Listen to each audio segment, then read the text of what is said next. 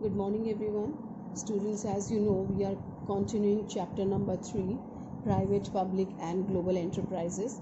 And in the previous class, we have discussed the topic Changing Role of Public Sector Enterprises. I just give its brief, or let's recapitulate this topic.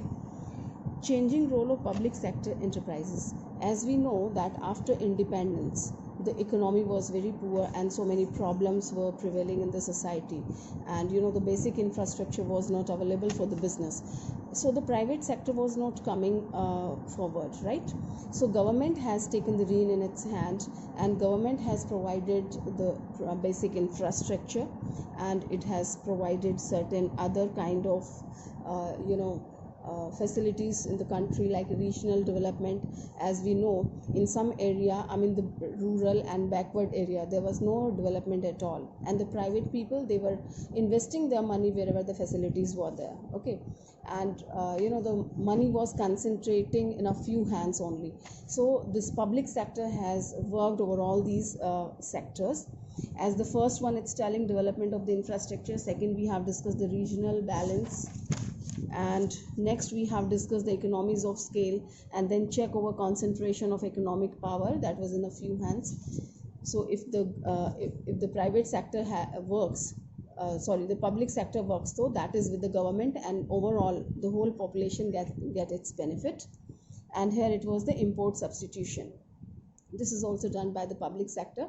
Well, we were lacking something, so we were buying from another country, but when the public sector was there, so it was manufacturing itself. All right, so these points we have discussed already. Students, this was the basic requirement of the economy, that public sector should come and work over there for the welfare of the public. It has done the work, but still some drawbacks were there. When this public sector has worked for many years, so some drawbacks have come forward, and for we had to remove those drawbacks, and we have to renew the policies. So changing role of public sector in India, right? The changing role of public sector, it has changed. Earlier the role was something else. Now what is happening? Despite their impressive role, as we know, the public sector has done a lot, provided the basic stability, basic infrastructure it has given to the Indian economy. So public sector enterprises, that is PSEs, in India suffered several problems and shortcomings. Shortcomings means so many drawbacks were there. The problems and drawbacks were there in the public sector, and these were poor project planning, excessive overhead means expenses, overstaffing, ज़रूरत से ज़्यादा staff रहना, and underutilization of the production capacity was more, but you are not producing to that level, so this is called underutilization of that capacity of the production. Lack of proper pricing policy. The proper pricing policy was not there. Whatever you have manufactured, so you didn't price it properly. Okay, inefficient management. The management was not very efficient. Low return on investment, or even losses. Certain companies, not to speak of the profit, even they were providing losses. These companies were in the losses. So these problems were prevailing that time under the public sector. Okay, so it requires certain changes. Now the consequences was that many of the public sector undertakings, PSUs, have become a burden rather than being an assets of the government. So we thought that this will be an assets, this will be a good thing for the government, but it has become a burden for the government, right? Because it is providing losses continuously. The most striking example is takeover of sick units from the private sector. The most striking example is the takeover of sick units from the private sector. See, the sick units, what is termed as sick unit? The unit which is not providing profit since a long time, it is giving losses again and again. So we declare it as a sick unit. So many industries, these became sick industries. Now, in the light of above experiences, the government of India had introduced 4 major reforms in the public sector in its new industrial policy in 1991. The main elements of the government policies are as follows. See, when government has observed all these problems and shortcomings in the public sector, so government has done certain changes. Okay, so it's telling that new industrial policy has been reform, right? Introduce four major reforms in the public sector in its new industrial policy 1991. It is liberalized, right? So many liberties are given. So the main elements were, the first one,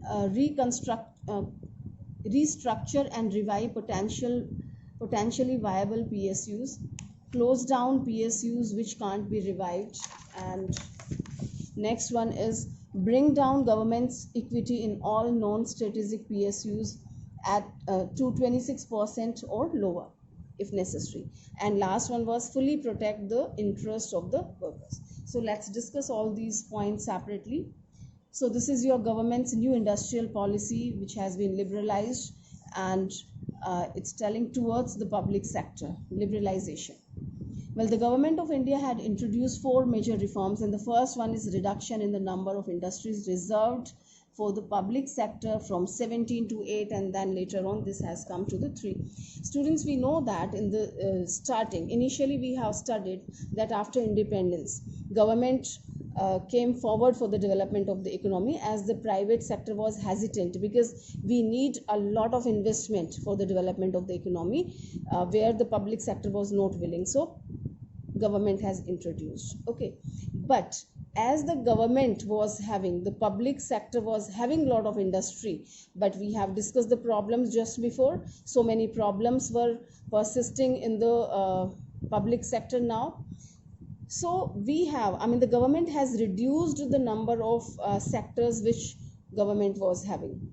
Earlier, so many sectors were there, then it was 17, and from 17 government has reduced to 8 sectors only the government was having under its possession, and later on in 1991 from 8 to only 3 sectors the the government was possessing in its hand, which was having of most important fields were there, that is kept by the government, means it was with the public sector, and rest of the things has been privatized. Okay, so in 1956 resolution on industrial policy, 17 industries were reserved for the public sector, right? Only 17 industries were reserved with the public sector, means government ke paas 17 industries reserved thi.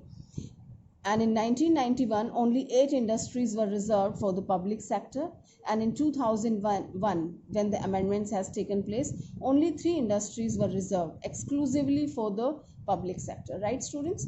Earlier it was having 17, then 8, and now this has reduced to 3. These are atomic energy, arms and ammunitions, and railway transport. These are of utmost good faith, and the importance and secrecy is required. That is why these are kept with the government, or you can say in the hand of the public sector. This means that the private sector could enter all areas except the 3, and the public sector would have no compete with them, right students? And I think it's very obvious that there is no other things in the competition of the railway, no another atomic energy is there, right? Arms and ammunition, nobody else is manufacturing. We are not talking about the illegal factors and anti-social elements, we are talking about the legal things, right students? So here this was under the government's new industrial policy. Earlier the sectors which were reserved with the government, that was 17, then 8, and now 3. Okay, now next important area or the thing is disinvestment of shares of a select set of public sector enterprises. Students, first I just make you understand in a simple way. It's telling disinvestment of share. Investment means investing the money somewhere, and disinvestment means take out your money, right? Earlier you must have invested, now take out your money, so that is called disinvestment, when you take your money back from some company or from some particular sector, so that is termed as disinvestment. So it's telling disinvestment involves the sale of the equity shares to the public sector and the public. The objectives was the raise resources and encourages wider participation of the general public and workers in the ownership of their enterprises.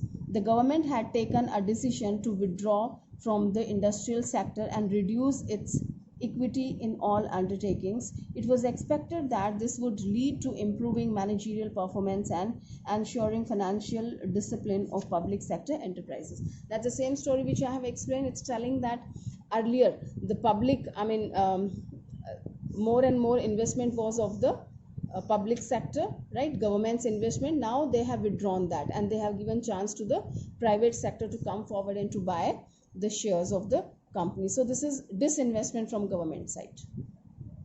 The primary objective of privatizing public sector enterprise, it's telling what were the objectives. The first one was releasing the large amount of public resources locked up with non-strategic public sectors so that they may be utilized on other social priority areas such as basic health, family welfare. It's telling where the government has failed. It was not able to do the development. So that area has been opened for the private sector. They should come forward and they should do the development in those areas. Second one, reducing the huge amount of public debt and interest burden. Where the government was having a lot of debt it was having on its head and interest burden was there, so that has been reduced due to privatization. And then next is transferring the commercial risk from public sector to the private sector. Well, it's quite clear, when one company is working somewhere, so the whole risk goes to that company. So public sector was there, the whole risk was of the public sector. Now they have handed over to the private sector, so risk is shared by the private sector also. And reducing government control, of course, when you are privatizing something, certain sector you have handed over to the private sector, so reducing government control, so its control will also be reducing. Next one is discouraging government monopoly, for example telecom sector and all. When you have privatized something, so definitely the control of the government is losing the control, and it is there is no monopoly of the government. Okay, when government is working in that field, so government is having the monopoly means nobody can else enter in this area, can't do the business, as the railway is having the monopoly still. Okay, so when they have privatized the thing, so there is no monopoly, discouraging the government's monopoly. All right, so these were the basic objectives behind the disinvestment of the shares, right? So these 2 points we have discussed. Now the third one is policy regarding SIC units. I tell you students, that's very clear, as we have discussed just before. SIC units, when the public sector, certain companies are not giving benefit in the public sector, continuously they are giving losses. So we declare them SIC units. SIC units means not working well, right? So we just wind up these kind of companies. So the policy was they are trying to revive these SIC units. If they are reviving, that's fine, they are working, and if it's not possible to revive them, let's wind up forever. Okay, so all public sector units were referred to the Board of Industrial and Financial Reconstitution. It's telling all these public sector units were referred to this board to decide whether a SIC unit was to be reconstructed or closed down. So this board was deciding, and its name is Board of Industrial and Financial Reconstruction. So this board was deciding, it was observing ki either this SIC unit can be revived or it must be shut down forever. Okay, there was a lot of opposition from workers of the unit which were to be closed down. Of course, where some business unit is going to end, so there will be opposition, and the employees will be opposing this thing, because they will be retrenched from there, they will be losing their job, so they were opposing. For this, a national renewal fund was set up by the government to retain or redeploy retrenched labor and to provide compensation to employees seeking voluntary retirement. Well, I have told you students, if any unit is going to shut down, what happens with the employee? They will be jobless and all these kind of things will be taking place. So here what they have done, they have established one national renewal fund, right, that was set up by the government. So this was helping the deployed and retrenched employees and laborer. They were trying to rehabilitate them and to provide them employment, and if somebody is taking the voluntary retirement, so they were deciding the compensation and all that of those employees. So this was working for those one. Okay, so this was the policy regarding SIC units, what to do with the SIC units, to revive or to shut down forever. Next we have strengthening enterprise through memorandum of understanding. Well, this MOU, it's not MOA, right students? In the previous chapter we have discussed about MOA and AOA, memorandum of association and article of association. These were totally different from this one. This is memorandum of understanding. This tells under MOU the public sector is given greater autonomy. We know students, the public sector is having certain drawback. In the previous topics we have discussed in the departmental undertaking, statutory and the government, right? It's in the hand of the government and it's not free to do the work. There is no autonomy in the departmental undertaking. Certain problems are there, right? So MOU, this is memorandum of understanding, right, is given greater autonomy. Autonomy means freedom. So MOU is given greater autonomy. They are enjoying both the benefits of the public sector also as well private sector. So they are given the targets, and for the achievement of those targets, these units are granted operational freedom. You have given the operational freedom. Operational freedom means you are free to do the work accordingly. Okay, but we need profits. We need positive results. At the same time, they were accountable for not achieving the results on time.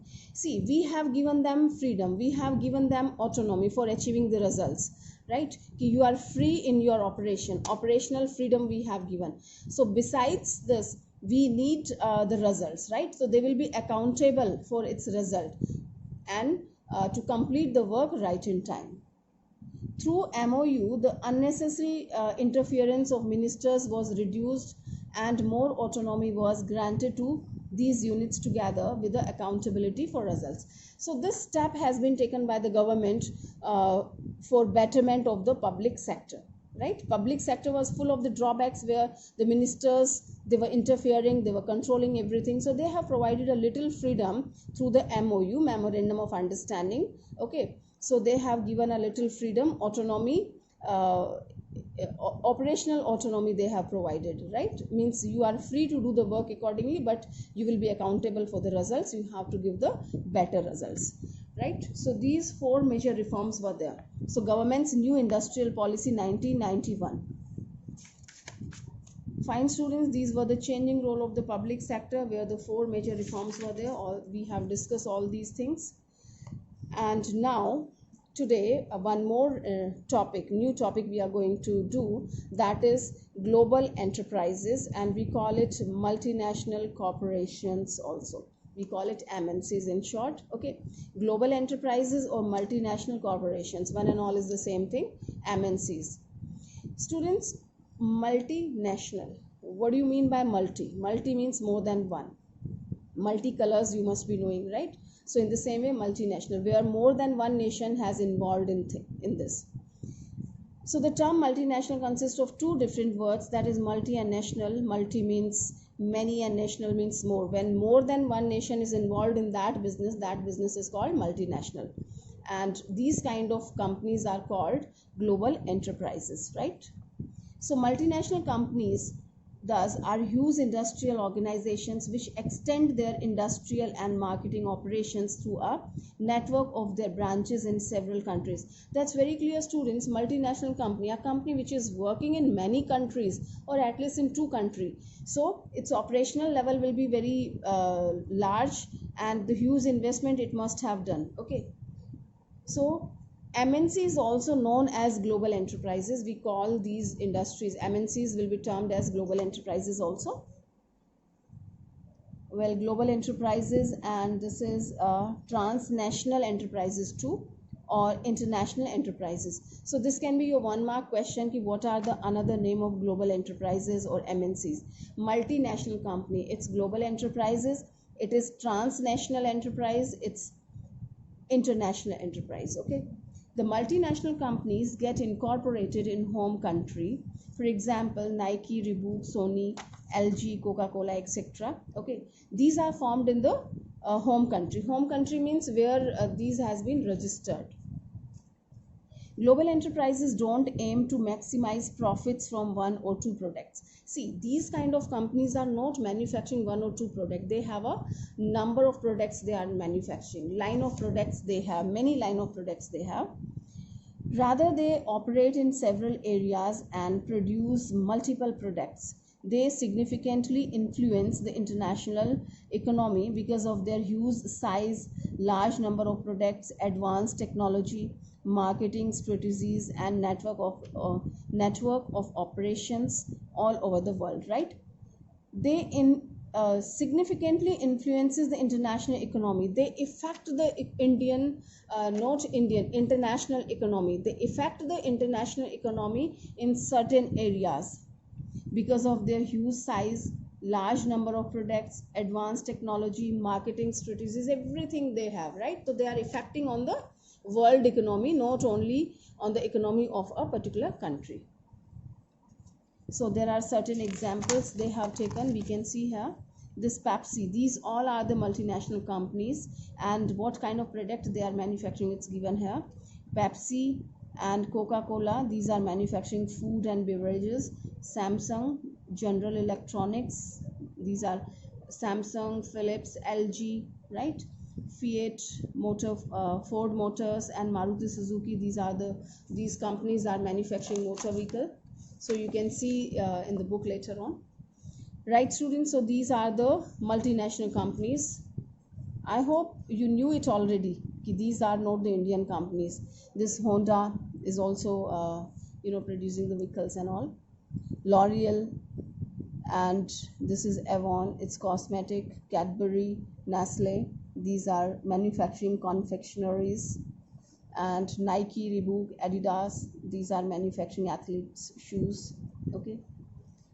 Okay, now let's discuss the features of global enterprises. Features, characteristics, the specialities of the global enterprises. Well, students, certain things are very clear when we are talking on the global level. So definitely these companies are working, the area of work is large investment will be there. These are working in more than in one country. The different country speaks the different languages, different currencies has been used by the different country. Of course, different kind of law and orders are followed by the different country. Okay, so these kind of things, these are the common things which we know about the nation. When two nations are there, so we find a different thing in all the nations. Okay, so all the features will be based on all these things. Okay, so let's talk about the first one, huge capital resources. Students, that's very clear. When you are working on the international basis, your company is a multinational company, it's working in more than one country, so its investment will be more, the large investment will be there. Okay, so we can say the huge capital resources are used by the global enterprises or the multinational companies. Next, we can talk about the foreign collaboration. Global enterprises usually enter into agreements with Indian companies pertaining to sale of technology, production of goods, use of brand names for the final products, etc. Foreign collaboration means they are collaborating with the foreign company. Indian company is collaborating with the foreign one. उनसे attach होके उनके साथ मिलके काम करना. So it's telling that global enterprises enter into agreements with the Indian company, collaborating with the Indian company, because these outsiders, the foreign companies, they are not aware about the Indian market. They don't know about the Indian things. They don't know about the Indian work pattern and the taste of the customers. So that's known by the Indian companies only. So they have to tie up with these Indian companies. So we call it foreign collaboration. And you must have listened this word. This is foreign collaborated company. They have done the collaboration with that company. Means unke saath milke kaam karna. Next we have advanced technology. That's quite obvious. Well, we can have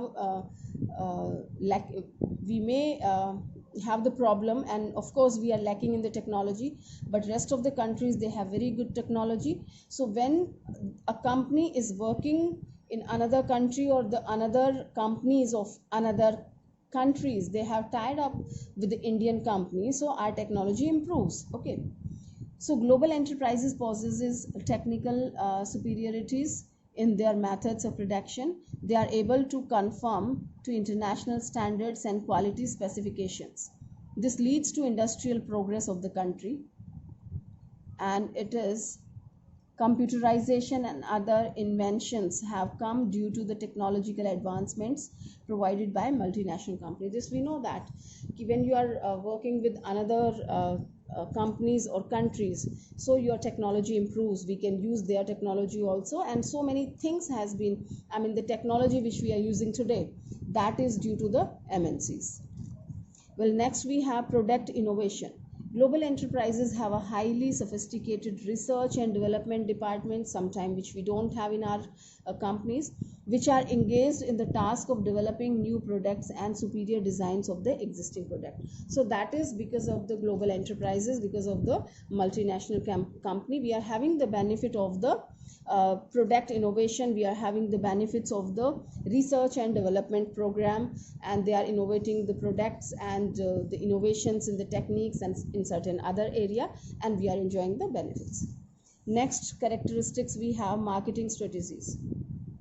Well, global enterprises use aggressive marketing strategies in the order to increase their sales in a short period. They possess a more reliable and up-to-the-date market information system. Their brands are also well known, and they spend huge amount on advertising and sales promotion. Students, in Indian company, they have the different strategy of the advertising, and when they tie up with a multinational company or any other MNCs comes here, so they have the rigorous kind of strategy of the marketing. Okay, their marketing strategy is very good, you can say, and in the short span of time they have a big targets, and they achieve that target, even they are selling more products in a short span of time. Okay, so that's their marketing strategy, different one from the Indian companies. Next we have expansion of marketing territory.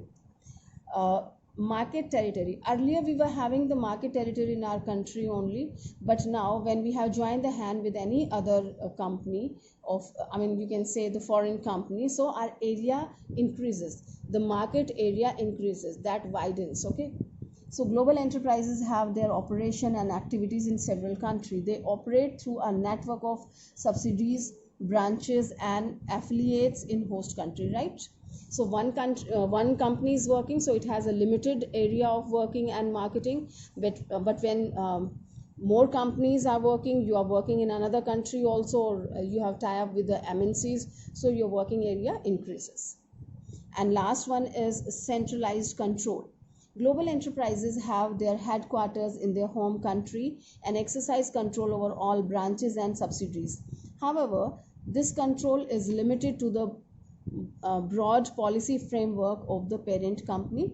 There is no interference in day-to-day operation. Well, students, the company which is incorporating, which is getting its company registered, right? Initially the company in its inception, you can say, so this is the controlling company. Okay, first the company has formed, and then they have tie up with another countries, and they have just mingled up certain other companies with them. So that is the parent company which is having control in rest of the companies and in rest of the countries wherever the marketing strategy is going on and wherever they are selling the product, right? So it is centralized control. We have already discussed this term. Centralized, okay, that we have discussed in 12th standard. Centralized means center. This is center and this is decentral, right? Centralized when the power is concentrating at one place, and when the power is given in the different hand and in the different area, that is called decentralized. All right, so here the power is concentrated with the parent company, means the company which has been incorporated or registered initially, right? So here we have completed all the features of the global enterprises, and rest of the points, that is role of global enterprises or multinational corporation. Okay, all right students, so this role of global enterprises we will proceed in the next class. Students, please prepare your notes properly and keep learning all the topics. Thank you.